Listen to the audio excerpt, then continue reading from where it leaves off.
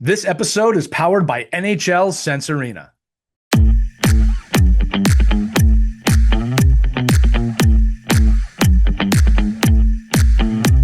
Hello, hockey friends and families around the world, and welcome back to another edition of Our Kids Play Hockey. It's Elias, joined by Mike Bonelli and Christie Casciano-Burns. Gang, parents, coaches, everybody, I got a question for you. How often do you hear this conversation after a game? Hey, son, how'd you play? Good. What happened on that goal? I don't know. Truth is, most young players know what happened during a shift, but great players know why it happened during the shift. It's the little details, the ones that never show up on the score sheet, that often determine who earns more ice time, who coaches trust, and ultimately who continues to develop. And today's guest spent 16 years playing professional hockey around the world, competing with both the Vancouver Canucks and Winnipeg Jets organizations, represented Team Canada on multiple occasions, is now helping players learn to see the game through a professional lens. And that's exactly what we're going to dive into today. Hockey family, please join us in welcoming Kevin Clark from Cascade Hockey. Kevin, welcome to Our Kids Play Hockey. Thanks for having me, guys. Appreciate it. Yeah. We're so excited to have you here. We can't wait to have this conversation. Lee said it best. You have this conversation with your 10, 11, 12-year-old. Hey, why'd you have that bad shift? Mm-hmm. Oh, no. It's exactly what you get. Oh, no. So we are fascinated by this. We want to know, our kids know they had a bad shift, but they're not able to express why. Why do you think that's a common problem? I think we often tend to look at the decision quality and base that off of the outcome. So players may think that they made a good decision that led to a good outcome, so that they result. And in some situations, I think players need to have the recall from their coaches that what you did in that situation was okay, but it was a bad outcome. It's all right. So I think the biggest thing for coaches to deliver to the players is let's not just result. And that happens a lot. I just say, right? Well, in the youth hockey world of the achievement pressure bubble that we live in, happens probably this weekend at summer tournaments. Yeah, I think that piece of achievement, right? And I almost see it the opposite way a lot of times when I'm coaching kids, because they do everything wrong and it ends up in a really nice goal. It ends up in a goal, and every aspect of the play, from the save on the other end all the way up to the goal, was wrong, and it's very hard because everybody's like, oh, we scored, but right. All the processes to get there were not correct in the scheme of, I always say, when it really matters, like when other players are as smart as you and everybody else on the ice has the same IQ, then that play is a bad play. So can you just talk a little bit about, maybe how do you, is that, do you think that's more parent, coach, player? Like where is that conversation having to be a little stronger, in making a good play, the play result, whether it's negative or positive, but who's making the judgment call on that, right? Who's saying it's a good play and not a good play? Is it dad? Is it mom? Is it the player? Is it the coach? Yeah. I mean, if you look back on your own experiences, and usually your mom is that voice of always had a great game, Lee, good game Mike. And as you get older that's maybe not the case, but I think they tends to be the male figures usually put a heavy emphasis on they only chase production. They didn't play the game. They may have not played any sports at a high level or a multi-sport athlete. And that is the way that they gauge their level that their son or daughter is at, versus when you get to that 14, 15, 17, maybe 16, 17 range, now it's more about those minuscule details, the ones that are all those events that add up, that you're able to impact the game in a different capacity besides the score sheet, where you see those players start to pass by the ones that maybe were just physically mature than others and could go through the whole team and have absurd amount of production at a young age. Yeah, how early do you start with those minuscule details that you're talking about?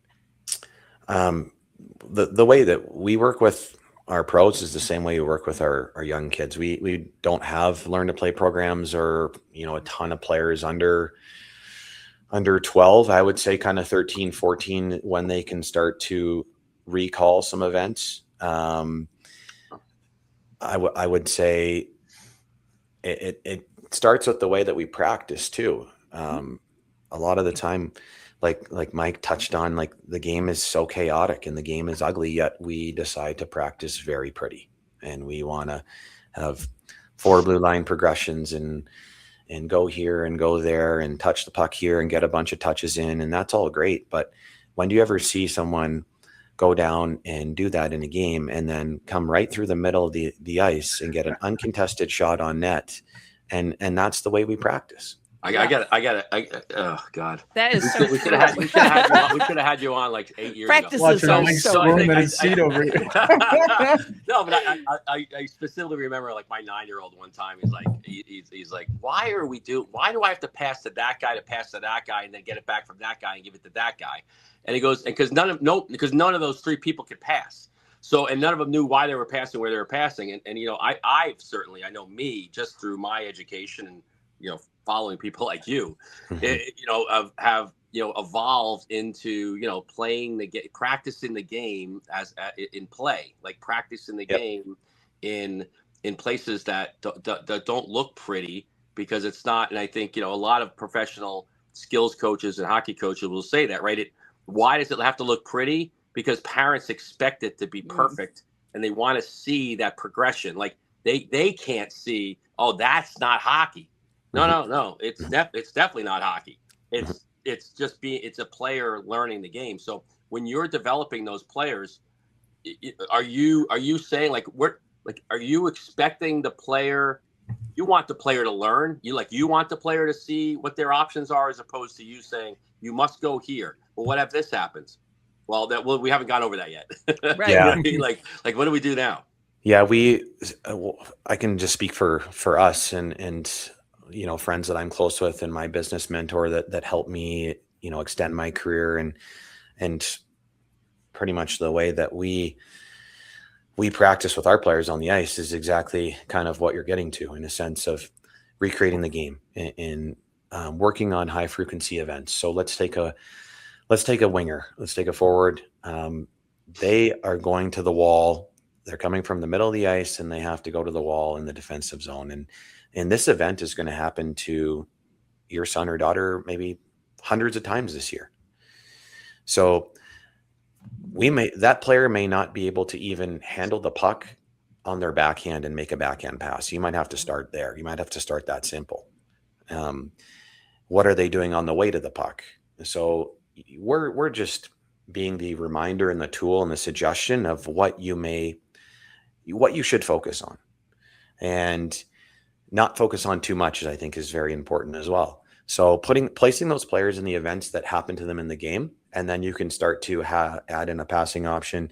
It's CLA approach that every skills coach say that they may do, but I think you need to know what to focus on inside of your progression. It's great if you have this drill design that you took from somebody, and you start here and you have a passing option, and then you layer in some pressure, and then you got another pressure option, and now it looks like a game because there's 4, 5, 6 players involved. But as a teacher, if you're not sure of where the focus is, I think that can get lost too. But that's kind of how we put players in those situations. We do a lot of position specific work.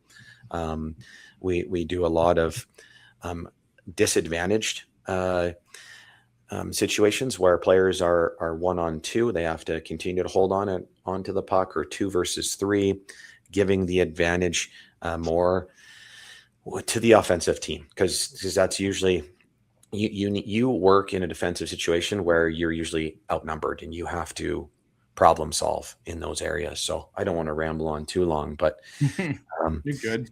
Yeah, that's why we're here. No, I'll say this.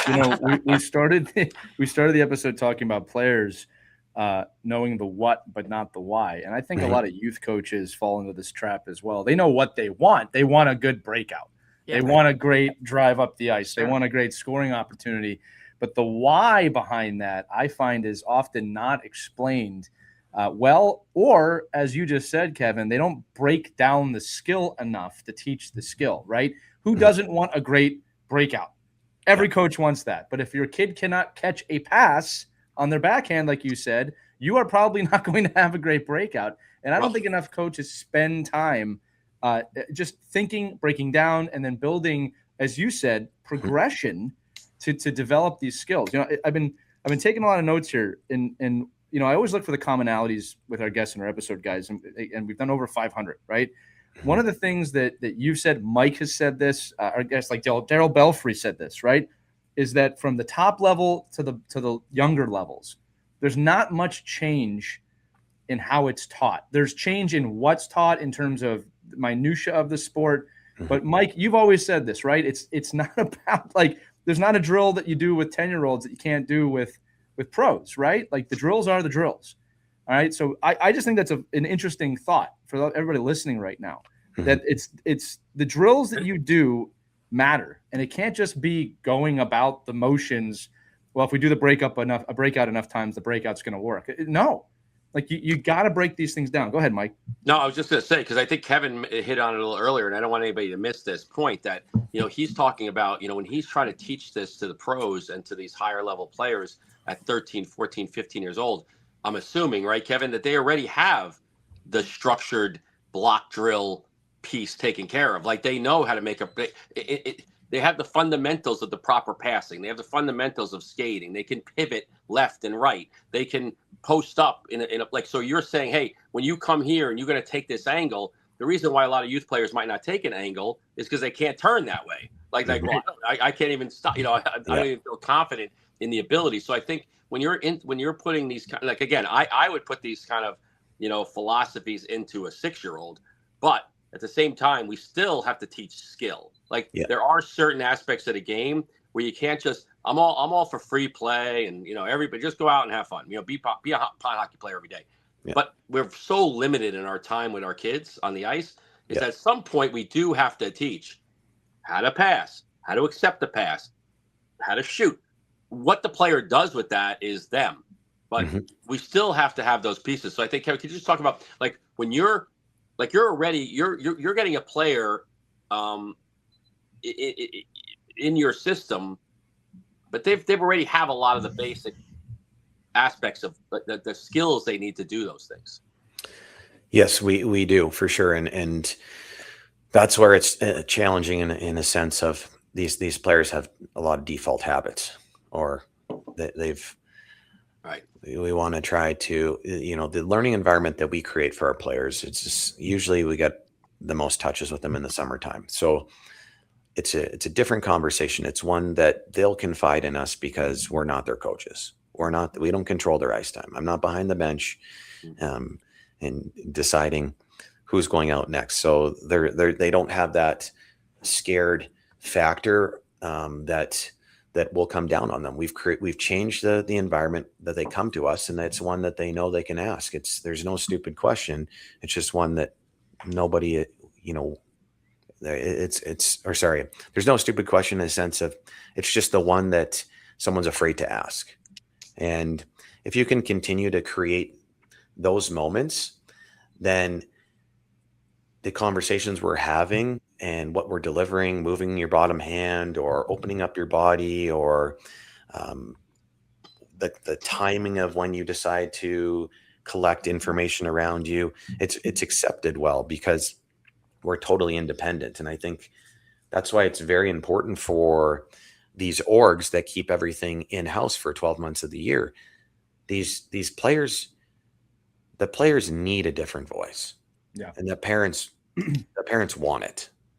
So, right. And to follow up on that, because, you know, parents listening to this, they naturally want to help their kids and they want to get involved. So what role does a parent play in this kind of development for their kids?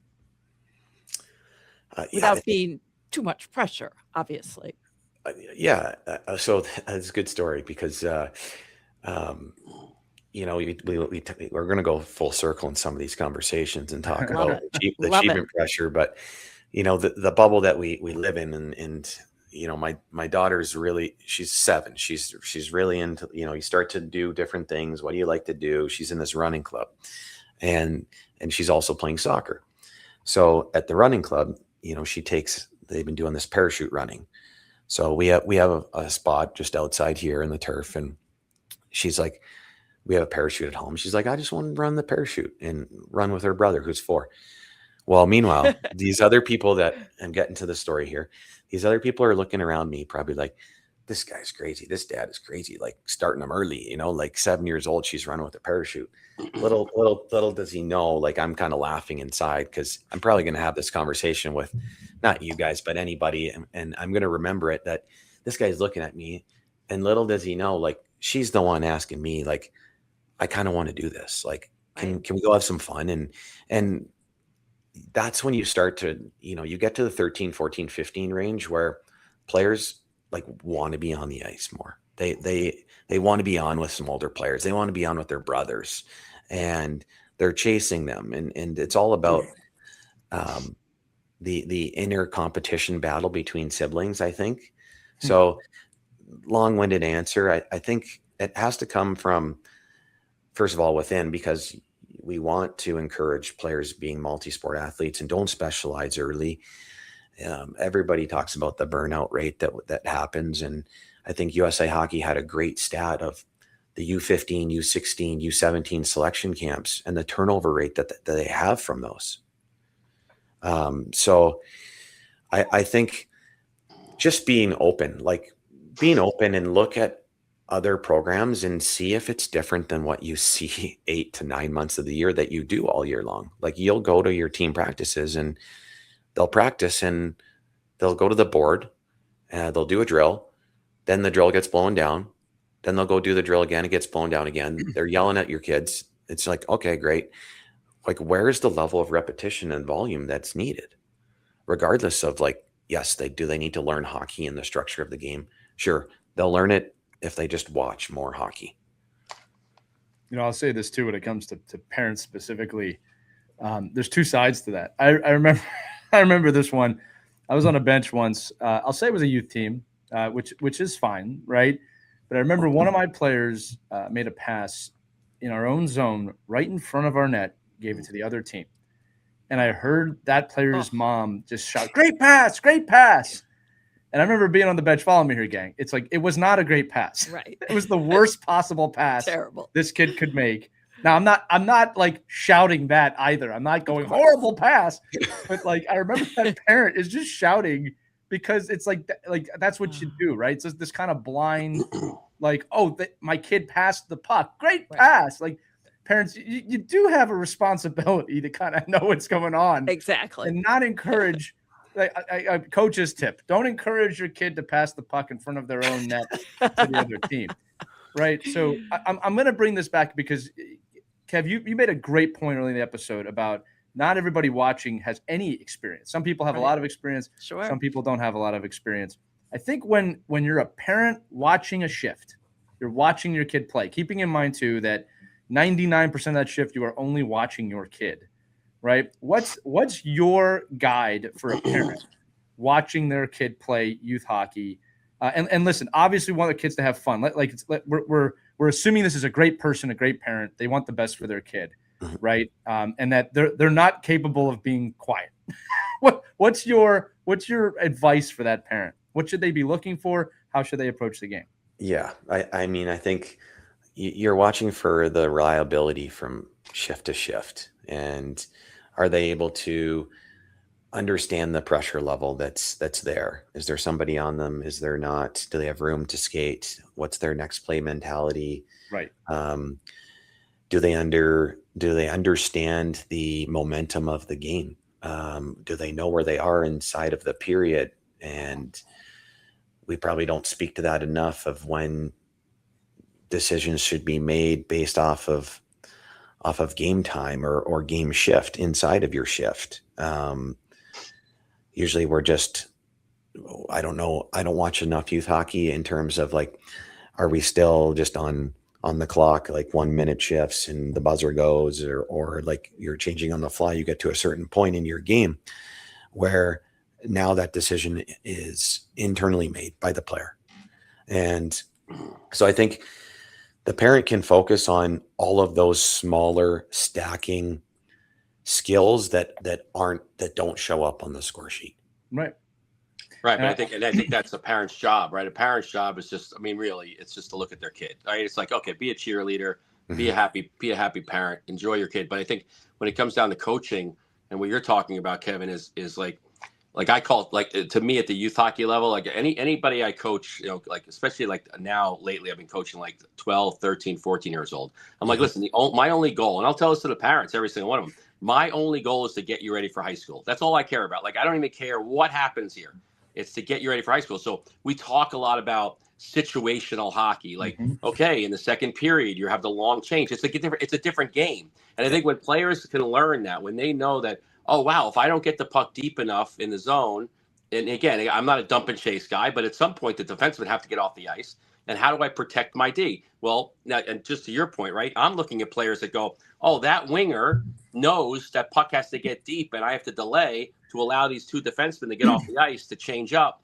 And that, to me, is really what separates players. They don't look like, a player might look like somebody who's like, oh, he should have went to the net. How come he didn't, but he's trying to help his other three players get off the ice. And he knows it. He's not doing it by any other reason, but he's smarter than the group, knowing that I'm going to help. So it's situational hockey and knowing, where you're going on faceoffs, what you're doing in the puck drops, all the skill in the world. And I think, when they get to your level, Kevin, like, that's really, isn't that the funnest part, is like being able to take the player that maybe, is beyond that box score, right? It's beyond this player has 74 goals and 38 assists. When I used to do evaluations for the national team and New York State, like, I would laugh at all the time. Like, I'm like, this kid is our best back checking defenseman. That's not a good thing. Like, I don't need you to be the best back checker on the team. And this is a little, this is before, players could just go, right? But you're just like, why are you always back checking? And it's like, but you're the right D. Like, so you're really not protecting yourself and you're not helping yourself. And I think, to me, it's all those little intangibles that now when they get to your level, you can plug them in anywhere, as opposed to a kid that tore it up in, like, nobody looks at the scoreboard and says, oh, well, he scored. I see it in lacrosse all the time, right? The kid has 100 goals on the season, but he scored 12 of them against teams that they beat 20-0. Like, to me, it's like, where are you scoring? When are you scoring? And how are you contributing in the game? For sure.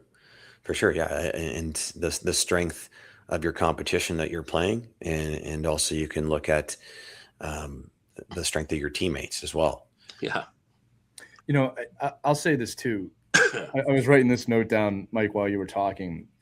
One of the greatest compliments I get is also one that breaks my heart every time I get it, which is I will tell a player, hey, here's some real valuable things you do in your game, usually away from the puck. And the player will say, wow, no one's ever told me that before. And that's why I said it's a great compliment, because I feel like I'm helping them awaken to something. But sometimes these are national level players.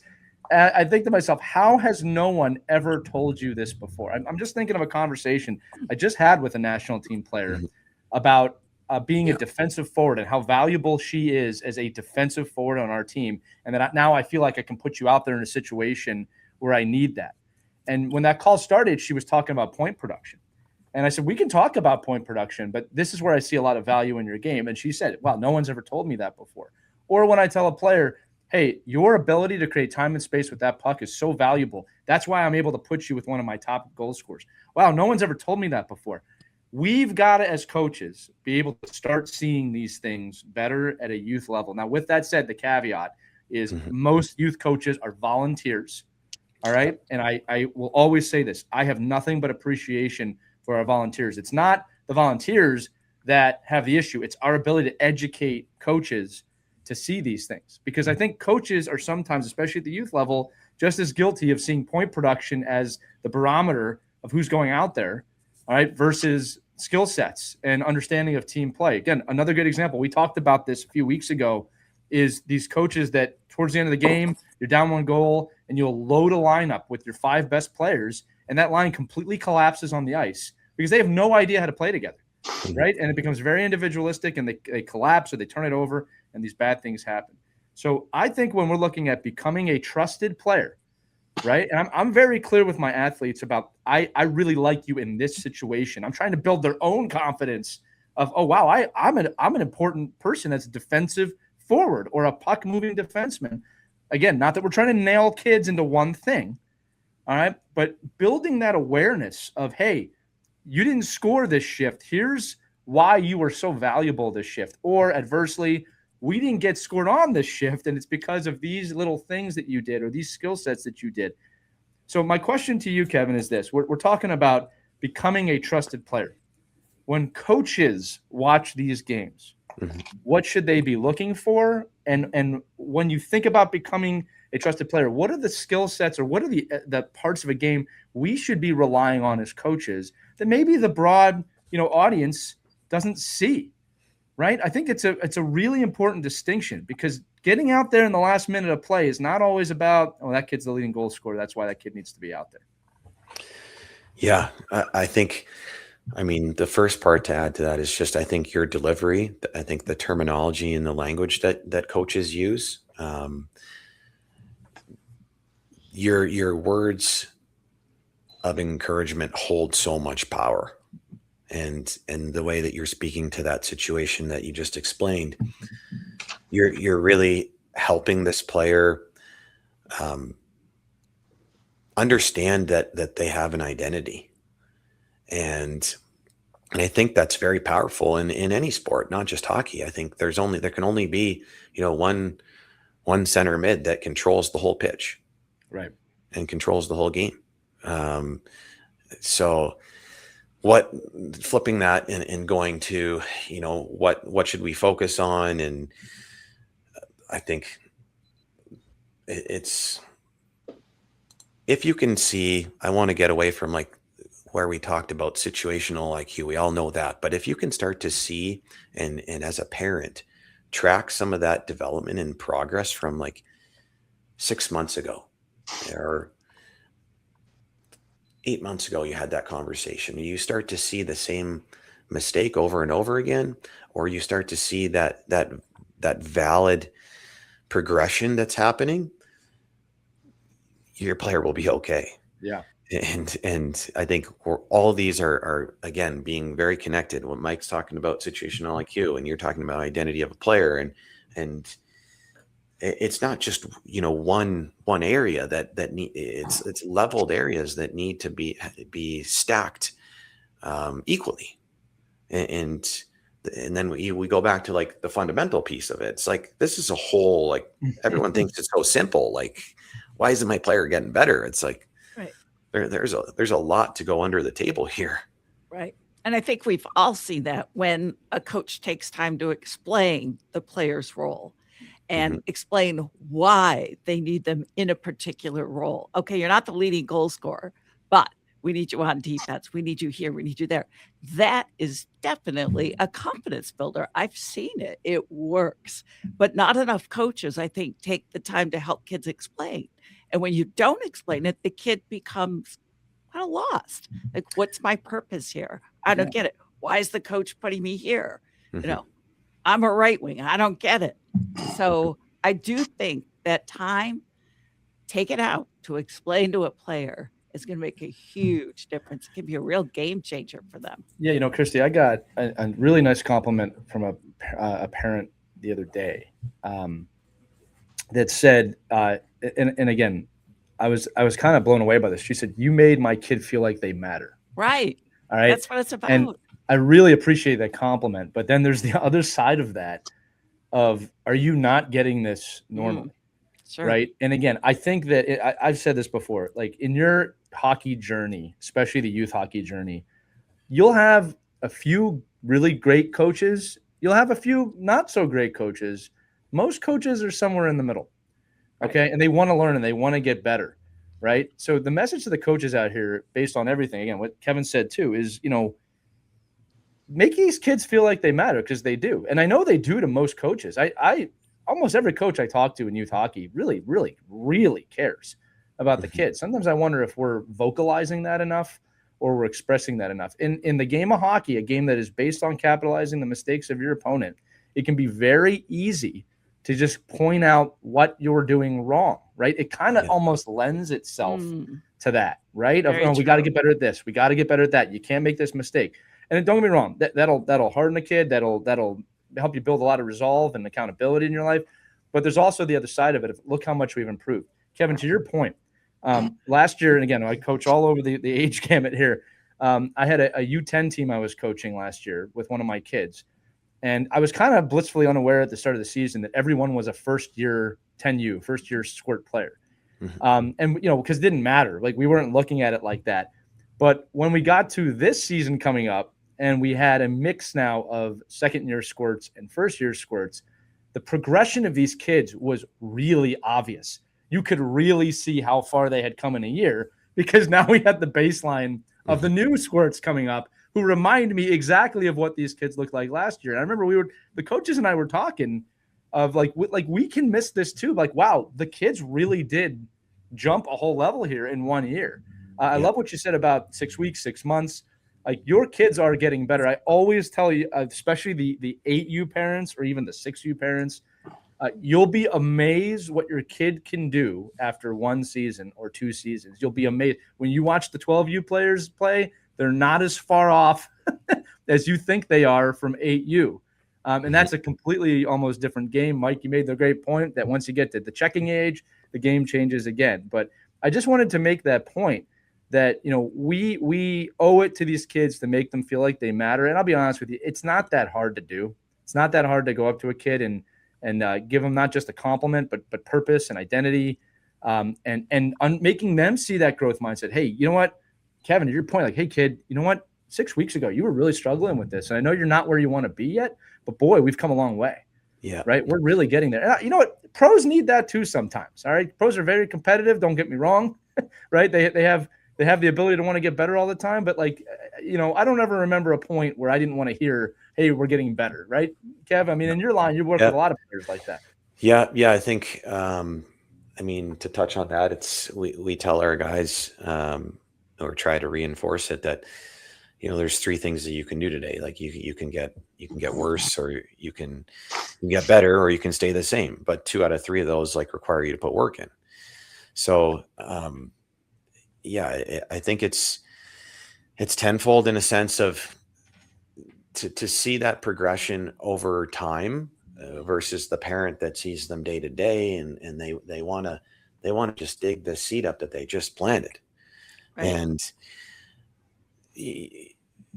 that's why it's nice to visually see. Like, we use iPads a lot on the ice, and when we work with players in private settings, or because everyone learns through imagery, and everyone learns through visually seeing what exactly they're doing. And we can go back and show them these were some events in game, or these were some events that we worked on in practice. And here's, 3 months later, here's 4 months later, your ability to move, or your ability to hold onto the puck and stutter step, or, look how your stride has lengthened.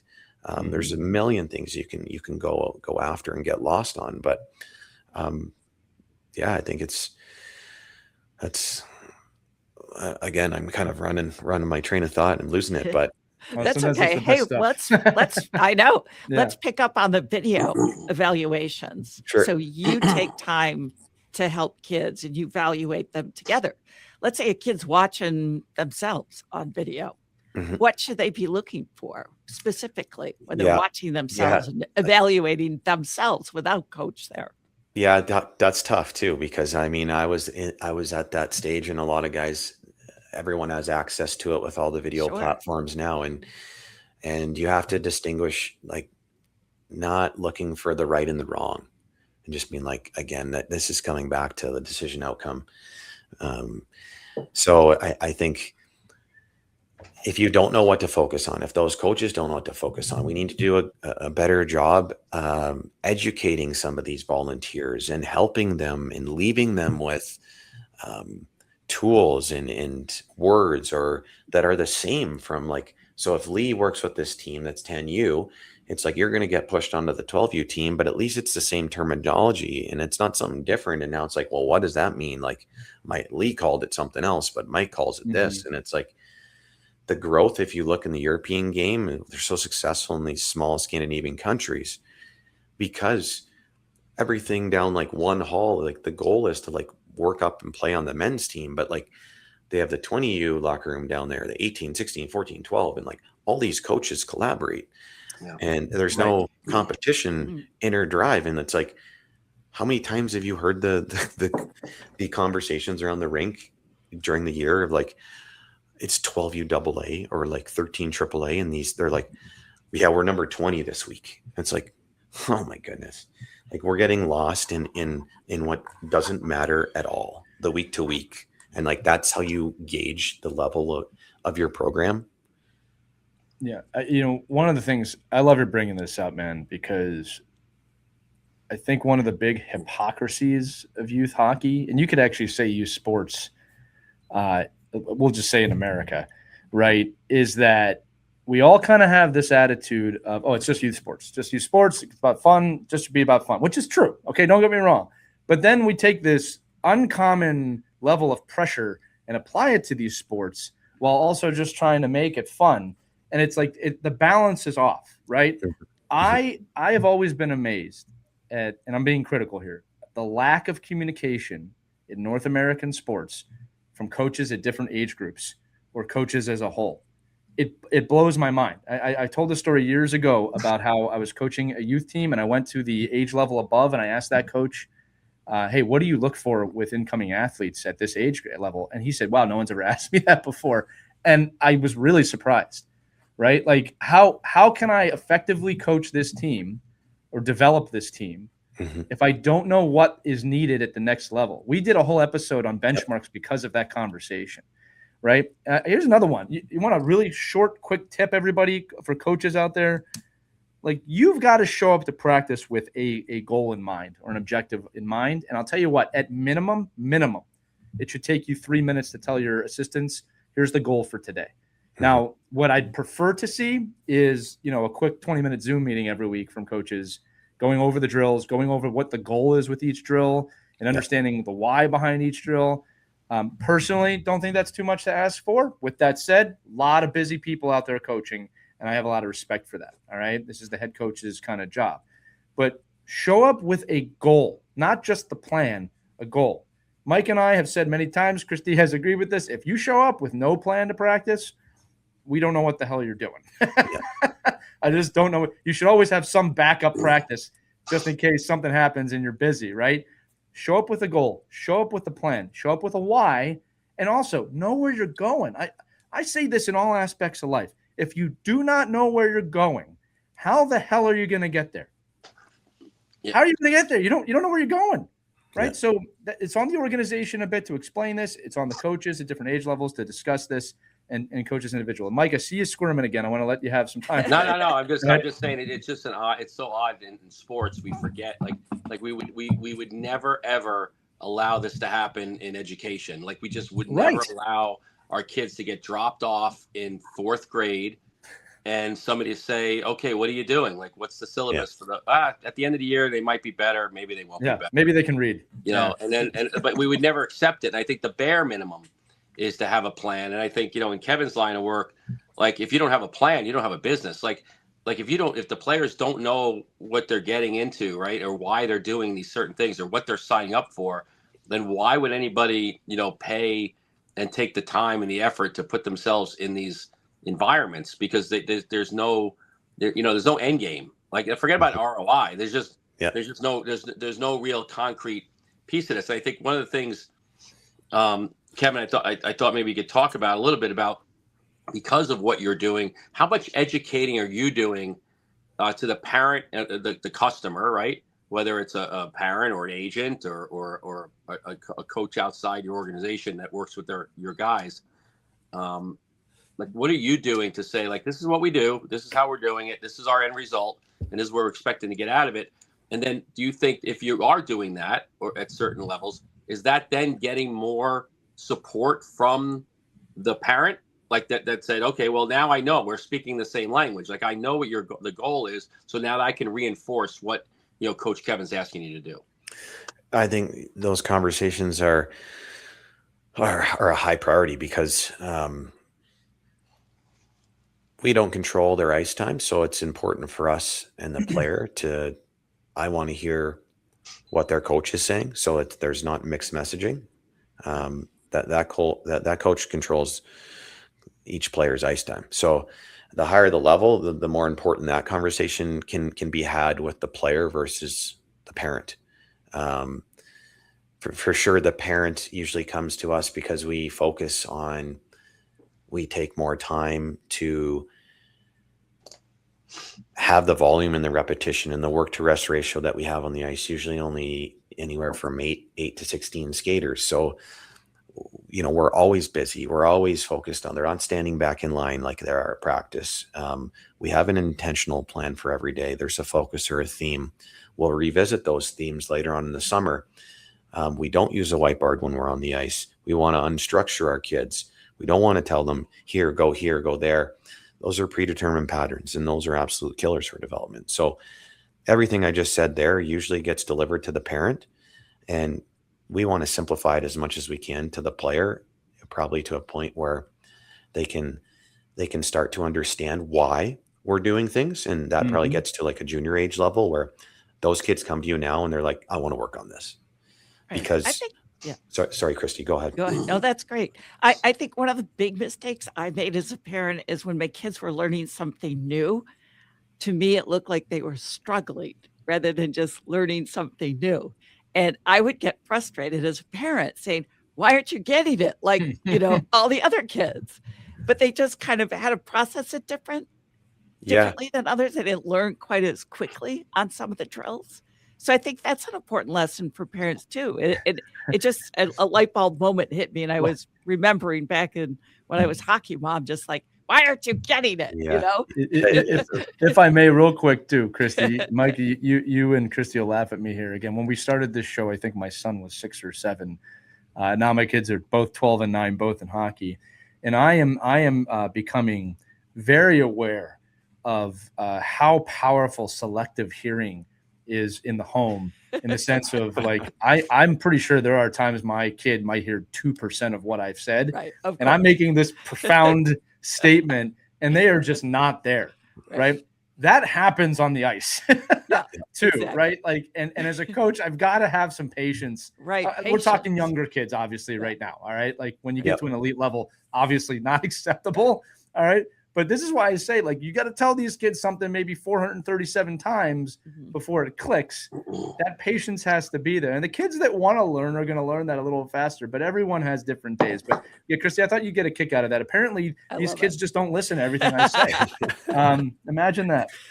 Yeah. I mean, that's to touch on that. I mean, that's probably one of the better compliments that we get is when a player or parent says, like, this feels weird.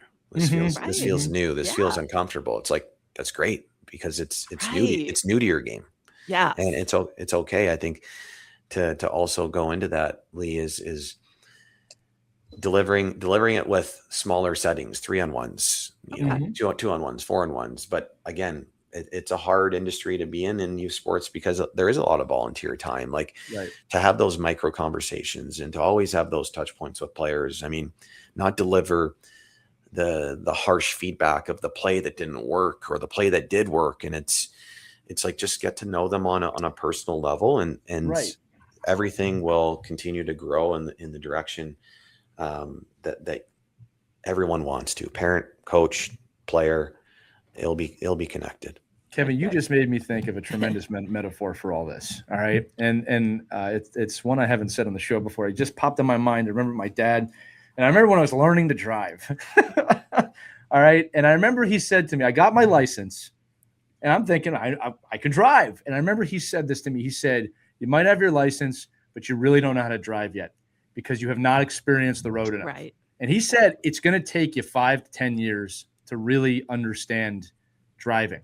And I understand what he meant now. I had the basics down. I knew the laws. I knew how the car worked. Sure. I knew how to turn and stop and read everything. But Yeah. you know what? I had not been cut off going 85 miles per hour on I-95 going north past New York City prior to that. Right. And it's like, man, when you experience that the first time, Sure. it's uncomfortable. Right. And you don't know what to do. You may end up screaming at the guy and throwing something outside your window. He may end up doing something to you. I'm having a little PTS of driving to New York last week. I'm gonna stay away from that. But my point is, But a great analogy. Lee. yeah, but you end up driving 20 years, right? Sure. And you start to understand things. Right. And it's funny, Christy, Mike, right? Eventually you start to drop the ego when you're driving and you realize, well, that guy's just an a-hole. I'm not going to let it get to me. Again, having too much PTS here. But my point to you is this. Isn't it similar, right? In hockey, especially when you're like 16, like you've got the basics. You know how to skate, you know how to shoot, hopefully, right? You understand a lot about the game, but you've never been in this situation before or not enough.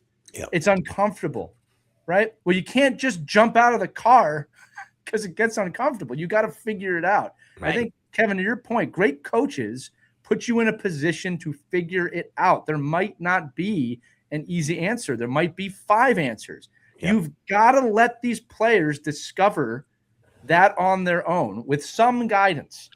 For Or sure. else they're going to crash the car. That's the end of the monologue of the montage. So go ahead. Yeah. No, I think you're bang on there. I think it's, we try to do a lot of drill designs in a sense of giving guys 4, 5, 6 pucks, like go again. Yeah. And the aired mistakes are probably the most important for the plasticity of the brain to learn and correct from. I thought going back, I thought Mike's, the analogy between like dropping your kid off at school and the education to hockey, Yeah. I thought I'm going to steal that. I'll recycle that for sure. But, You should. That's a good one. I want to flip the script real quick. I know maybe it's not normal, but I want to ask Mike, like, he said you're working with 12 to 14 year olds. Like, what do you find the biggest challenges for you in a sense of coach to player delivery or like, what do you feel like is the biggest struggle that you have working with this age group of players? Yeah, I mean, across the board, it's probably the gap in the highest level kid and the lowest level kid. Like for me, like I could teach. There's a ton. We have I'm not working with AAA elite hockey players here, right? So I think what happens is we have some kids that have AAA elite hockey mentalities, like they want to be, right? And then we have the other kids that are, if you told them, there was a SpongeBob SquarePants conference the next day, they would go to that instead of a game, maybe. But it's just it's. I want to go to that conference. Mike. I think it's sometimes because that age, like 11 to let's call it 11 to 15, like that age is so fluid. Yeah. In where the kids are in their hockey journey, especially in the middle of the kids. Like these aren't the kids that are getting selected for national camps. These are kids that just want to be hockey players, right? They're good. They're good players. They're just not, I think to me, I'm like a focus, like I come with a lesson plan. I have a minute by minute program. I have expectations about what I expect the kids to be like in the locker room and this and that. And then you forget that you're dealing with all these different levels of kids. And I work with other programs that have quote unquote elite hockey players, but even in those age groups, I think that's the toughest piece is to accommodate everyone is really, really difficult because the skill gap and the motivation gap is so big in that group. Like if you give me a bunch of 18-year-olds that all want to play college hockey, I'm like, this is gold. Like I don't have to tell these guys anything. It's like I'm never ever going to tell these guys like, oh, you can't be late for practice because it just doesn't happen. Yeah. Right. But a 13 or 14-year-old is, 7 kids are at the door at the Zamboni gets off, and the other 7 are in the locker room talking about, whatever. If I may, Mike, too, I think it's important. I learned this at a young age. Like the 12-year-old, you can be 18 when you're 12, or you can be 6 when you're 12. And there's kids that go, and you can be 12 when you're 12, right? Right. Like that and maturity. I also just to say that too, I try not to coach down to the lowest denominator kid either. Like, like I don't just say like, oh, let me just make this kid happy. I'm like, I'll push and I'll shove and I'll get in there and I try to, coach them up but it's also a matter of, again, I've been around long enough to know that unmotivated, maybe not the highest skill level 12-year-old might be my best 16-year-old. I just know it because I've seen it over and over and over again. If I can just keep them in the game and then somebody can find a way. Kevin said earlier, like sometimes, like I used to get very offended when players left my organization. Like I would take it like a real, like it would hurt me. Like, oh, what did I do wrong? But when you look sometimes and say, wow, that player really blossomed under this, like somebody saw them in a different way than we did. And this fourth line kid is now the captain of his team in another place. And it's just sometimes that's what it takes. It takes a player, having somebody else give them a different voice and having a different expectation.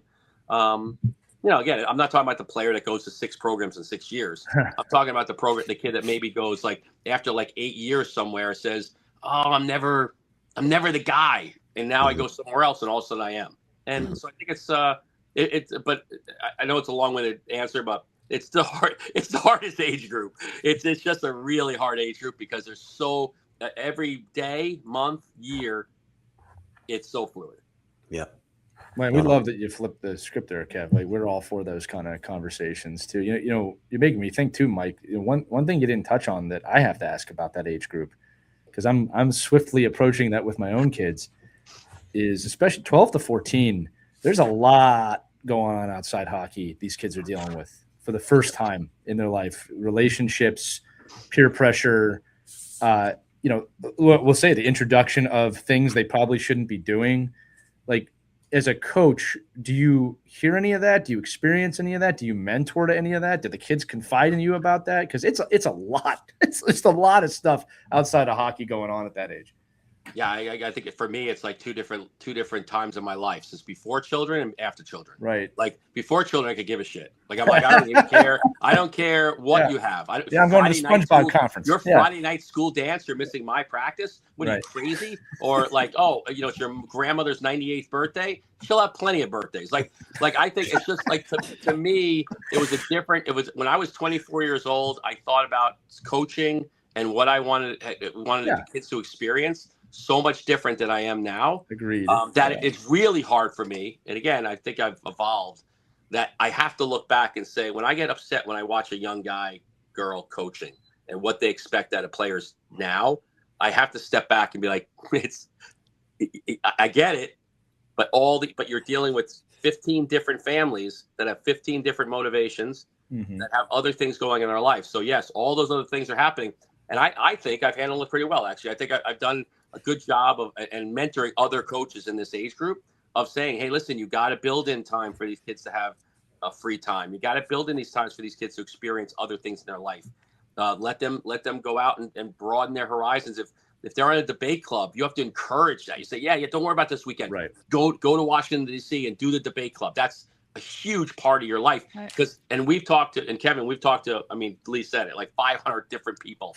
And every one of them would say, it doesn't matter. Next weekend's game does not matter in the scheme of everything. Just go do something else. I appreciated coaches like you, Mike. I have to tell you, looking back now, there were some events and some experiences that my kids did that I'm so happy that a coach didn't put the pressure on them to skip it and not experience it. Because you want a kid with great memories in their life, not just, are they going to say, oh, I'm so glad I went to a hockey practice instead of that trip to Washington, D.C.? No. No. They're going to remember that trip. I will say, I'll give the credit to Sue, my wife, more than it, because I would have made them go. But she'd be like, are you kidding me? Like, this person's got to go to this. This is They've nuts. got to go to that. Yeah, absolutely. Well, thank you, Sue. We appreciate it. Creating that softer, gentler Mike Bonelli. There are just to jump on, there are very few hockey moments that can't be missed. Exactly. And I'll say this too, that you'll know if it's super duper important to be there, right? Like I got one of my players at a USA hockey camp this week. This is what's funny. Is she missing some things for that? Yeah. Is this her dream? Yeah. She's very comfortable making the choice to do this over that. Right. We talk about this, that there's a difference between looking at it as sacrifice and a choice. Mm-hmm. All right. If you're making a choice, that's a lot different than saying I'm sacrificing something, right? There's a little gray area in there as well. But, Kev, I'm sure along your career, you played 16 years, man, in a lot of different places. Mm-hmm. I'm sure you had to make some choices like this too.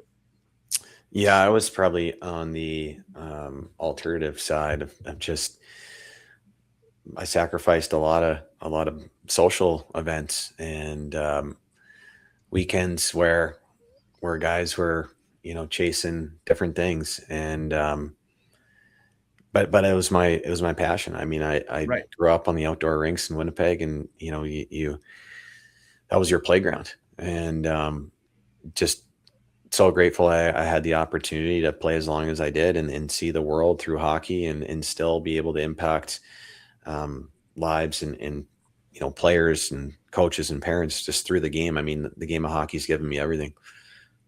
Yeah. Yeah, but Kevin, I think real quick though too, like but it's a really poignant statement there that you made that choice. Right. Like no, like I think, and if I gave it to a 14-year-old, I'm not gonna. And again, this is where I've evolved. I think where I've been like, listen, if you don't come to this, you're ruining your career. As opposed to you make your choice, you can do what you want to do, and if you feel like missing something, we have Haley Schmierer on every day. We talk about her journey, right? One of our co-hosts, and a pro hockey player and Olympic gold medalist and the whole thing. And she'll say, like, I missed a lot. Like but I never saw it as a sacrifice. You just said the same thing. Like, you weren't sacrificing these things. That was just a choice you made because that made you happier. Like, that made you wholer. And I think that's where it's different. That's where I think that's honestly why, like, a lot of people that aren't pros, that didn't get to a high level, that didn't play at an elite in their sport, don't understand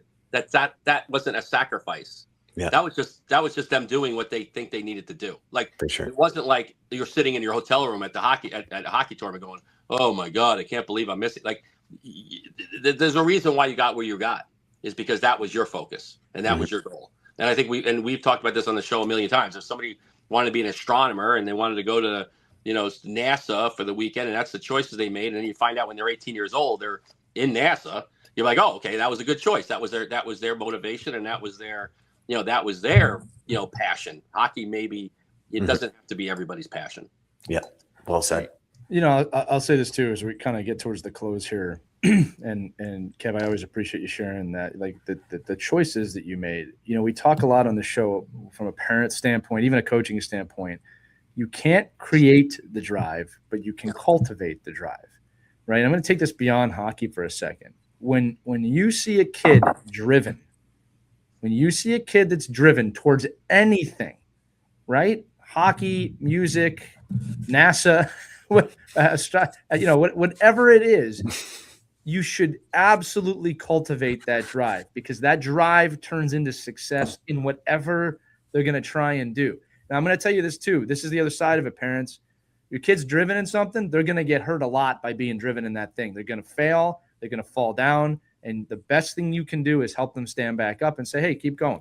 Keep trying. All right. The amount of times in multiple careers I've had where I'm thinking, man, is this worth it? And I've just had that one person say, listen, just get up. Keep pushing. All right. See what happens. And that pushed me to the next level. Those are the moments of mentorship that I think I'm really thankful for, because Kevin, to your point, like, I never had to be told to practice. I wanted to be on the ice. I wanted to play. If it was, Mike, to your example, and this is me, I'm not saying this has to be anybody else. If it was high school dance or play, I wanted to play. That's who I was at that time in my life. All right. But I've also matured myself and understanding that's not everybody, and that's okay. All right. And I think parents, as we look at this journey, your kid's going to be different versions of what I just said at different times. I've seen 8-year-olds incredibly motivated that are not motivated when they're 18. Adversely, I can tell you right now, if your kid's 12 and they're struggling, they may be the kid in a year or two that's outworking everybody. We just don't know. Yeah. All right. And I think we all play a role in that cultivation of the person over the player. And I think if we approach the game more like that, just like Kevin does, right? That's the direction you want to go in if you want to find success, period, not just in hockey, right? Kev, listen, I'll give you the final word on that. Any just kind of final thoughts as we kind of get to time here? No, I think dealing with that in my day-to-day now in terms of, post-transition hockey, and is this the right thing for me to do? And I think if you still have the mindset you did previously in life, for me as a player, the way that I approach this new journey is no different. It's with intention. It's because I love to do it. I want to be in this space, and I'll be a better person for it. I know that now because I'm older in life, but you don't know that when you're younger, because again, the driving experiences that Lee you never had. But yeah, I think everything's been really beneficial this morning. I really love the conversations, and just want to say thanks for having me on, guys. Well, thank you for Thank being you. here. And for those of you listening, again, Kevin's going to join us on a ride to the rink for your kids directly. I'm sure that's one you're going to want to listen to in the car on the ride to the rink. But that's going to do it for this edition of Our Kids Play Hockey. Guys, remember, if you have any questions, thoughts, episode ideas, we get a lot of them. Email us, team@ourkidsplayhockey.com, or use the link accompanying this episode in the description. You can also learn more about Cascade Hockey and what Kevin's doing there. Check that out after the episode. But for Christie Casciano-Burns, Mike Bonelli, Kevin, and myself, we will see you on the next Our Kids Play Hockey. Take care, everybody. We hope you enjoyed this edition of Our Kids Play Hockey. Make sure to like and subscribe right now if you found value wherever you're listening, whether it's a podcast network, a social media network, or our website, ourkidsplayhockey.com. Also, make sure to check out our children's book, When Hockey Stops, at whenhockeystops.com. It's a book that helps children deal with adversity in the game and in life. We're very proud of it. But thanks so much for listening to this edition of Our Kids Play Hockey, and we'll see you on the next episode.